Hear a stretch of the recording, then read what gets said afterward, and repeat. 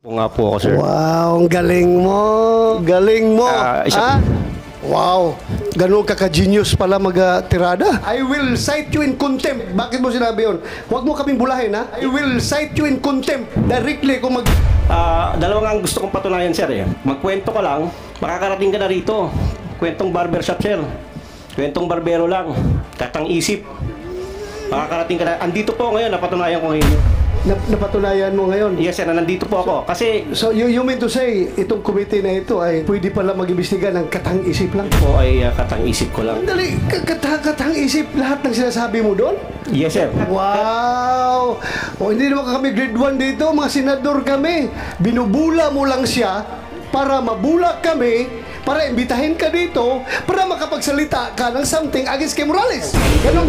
Yan ang Mali po, hindi po kayo ang sinasabi mo eh. Hindi ako binubula mo, siya ang binubula mo para pagbula mo sa kanya, mabubula rin kami kasi may video yun ang usapan ninyo eh. Ibig mong sabihin, ganun kakagaling iyo?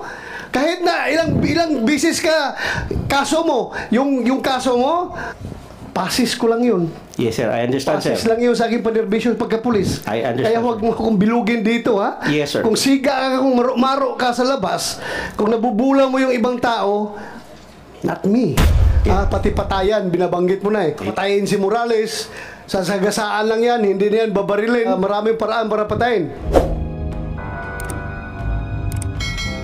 Sa mga nakaraang araw, napukaw ang atensyon ng bayan dahil sa sinasabi ng isang ex-agent Jonathan Morales na dokumento mula sa PIDEA. Noong nakaraang pong hearing, nabanggit niya na ni Ginoong Morales ang pangalan ko na Eric Santiago na tumawag sa isang Romy Enriquez na sinasabi niya na nais ko siyang pigilan sa kanyang pagsalita tungkol sa nasabing dokumento. Sa punto pong ito, nais ko pong ipabatid sa galang-galang na Senado ang wala akong intensyon na pigilan at ang totoo ay upang patunayan lang sa bayan ang dalawang bagay. Ano po yun? Na napakadali pa lang mapunta dito. Gagawa ka lang ng isang kwento at katang-isip na kwento sa pamamagitan ng pambobola, mapupunta ka na rito. Pangalawa, na upang pabulaanan at bigyang kalinawan ang mga bagay-bagay na sinasabi ni ex-agent Morales sa pamamagitan sa pagpapakita ng mga dokumento na dala ko. Siyensya na, sir. Di ako sanay magsalita sa maraming tao. Panglubog lang, sir. Please continue. Gusto ko rin gamitin ang oportunidad na ito upang humingi ng taus-pusong paumanhin sa mga taong walang kinalaman sa aking plano, ngunit alam kong grabing naapektuhan dahil sa paggamit ng kanilang mga pangalan. Unang-una po, kay paring Romy, pare, pasensya na, nasama ka rito. Pero I have to do this eh. May hawak po akong dokumento na gusto ko lang ipakita talaga. Ito po yung rason kung ba't pinasakay ko sila sa usapan. Para makapunta lang po ako rito at may presenta mga dokumento sana na magbibigay linaw sa mga sinasabi ni Agent Morales. Ano yung sabi mo, pinasakay? Yes, sir. Pinasakay. Parang dalawang ang gusto kong patunayan, sir. Magkwento ka lang, makakarating ka na rito. Kwentong barbershop, sir. Kwentong barbero lang. Katang isip. Makakarating ka na. Andito po ngayon, napatunayan ko ngayon yun. Napatunayan mo ngayon? Yes, sir. Nandito po ako. Kasi So you mean to say, itong committee na ito ay pwede pala mag-imbestiga ng katang-isip lang? ako po, ang sinasabi ko, yung akin po, hindi po kayo. Kayo po ay tunay. Alam ko po ang inyong layunin. Ako po ay para sa akin. Gusto ko lang pong makarating dito upang magbigay linaw lang po, magdagdag linaw dahil sa mga dala. We are not interested of your dagdag linaw. We are interested on what happened, what transpired in that recording. Kaya yun ang explain mo. Huwag ka na maghanap pa ng ibang dagdag linaw. Please explain your side as far as that video is concerned. Yun po ay katang-isip ko lang. Pasensya na po kayo. Kaya po humingi po ako ng tawad nga po kay paring Romy at saka kay... Katang-isip na... Kasi actually sir, hindi naman para hindi naman para sa lahat yun eh. Sa amin lang sana yun. Pero dahil po na napunta po ako dito, Dahil nga po sa isang salita niya na... Sandali, katang isip lahat ng sinasabi mo doon? Yes, sir. Kinakatang isip mo ito si... Kaya nga po humingi po ako ng tawad sa kanya eh. Kaya... Wow! O, hindi naman kami grade 1 dito, mga senador kami.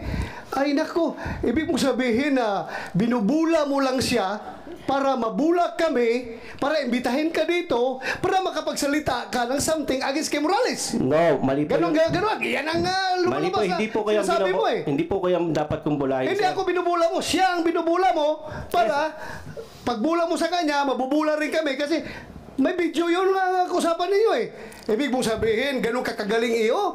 Kahit na ilang bisis ka kaso mo, yung kaso mo, wag mong pasis ko lang yun.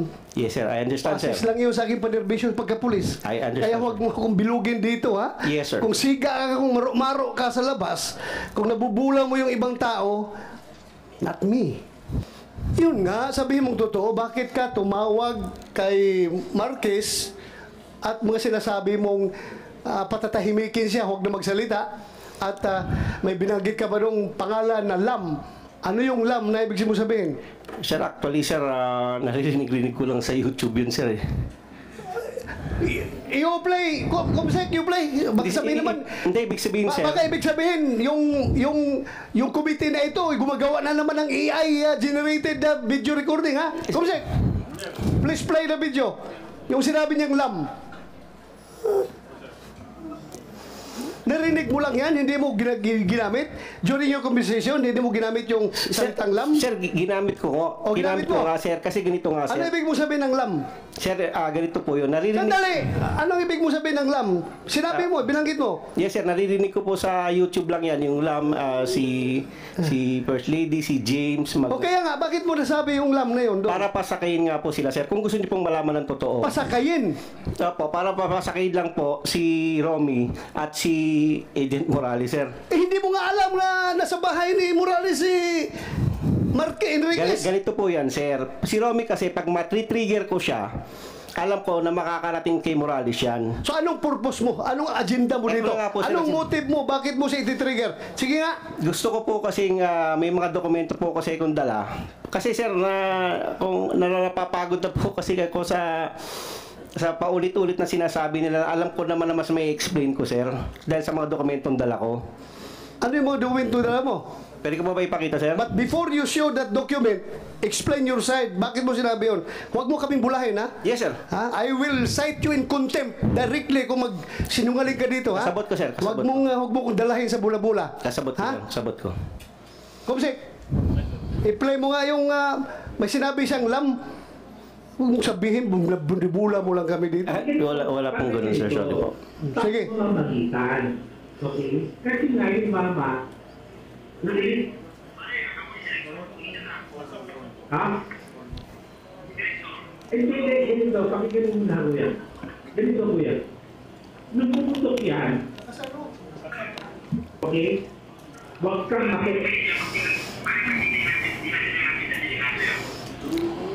kaya nga ganito, padre. Kaya kung Ang narinig natin dyan na voice recording at saka yung nilagay ni Morales na yung line-line dyan na nag-interpret kung ano sinasabi. Totoo, the same as you have heard as your conversation with Santiago? Mr. Senator, the video speaks for itself. Okay, correct. Yung narinig mo dyan, totoo. I confirm, sir. So, do you confirm na pinapasakay ka lang ni Santiago? Binubula ka lang niya? Well, knowing Eric Santiago, even during our Napolcom days, hindi ko po makuha, malaro po siya eh. Malaro po siya, malalim.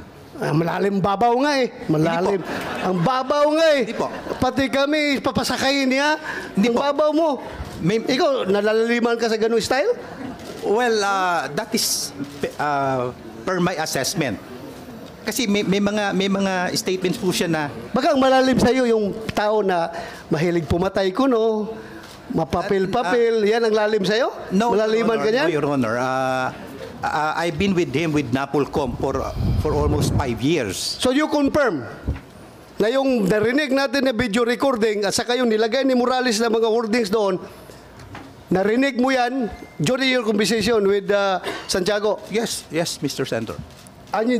Do you confirm or deny? I don't deny. Para po sa Hindi, yung sinabi niya na binubula ka lang niya.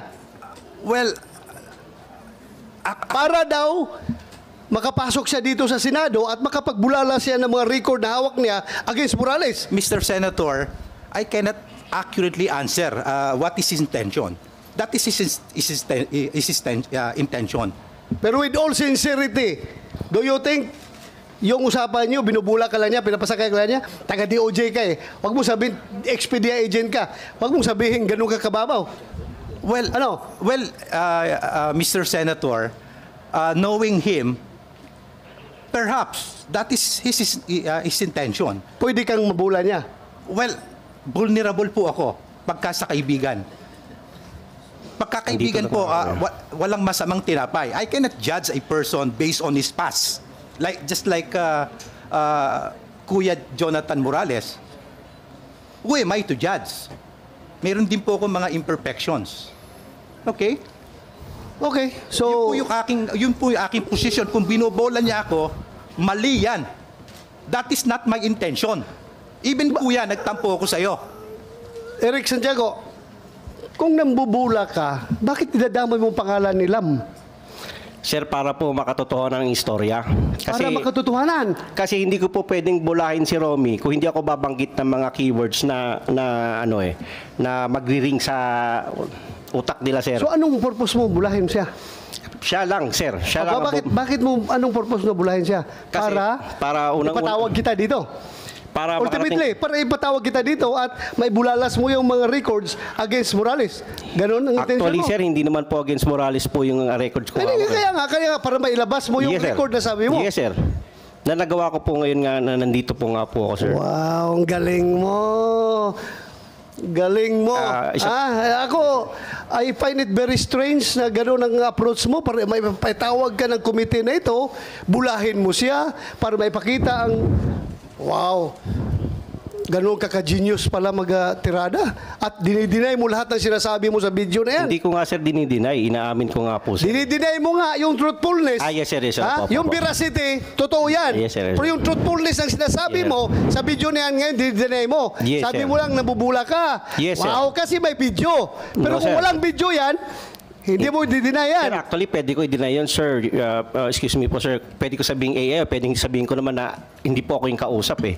Pwede ko pong gawin yun. Pero hindi ko nga po ginagawa Hindi ka naman maka-atras kasi kausap mo, mayroong telephone number sa'yo, kayo nag-usap. Pero, sir, Akala mo ba, pwede ka mag-deny dito? Sir, hindi po. Try mo i-deny at Yes, sir. I understand, sir. Kasabot ko, sir. Kasabot git kayo.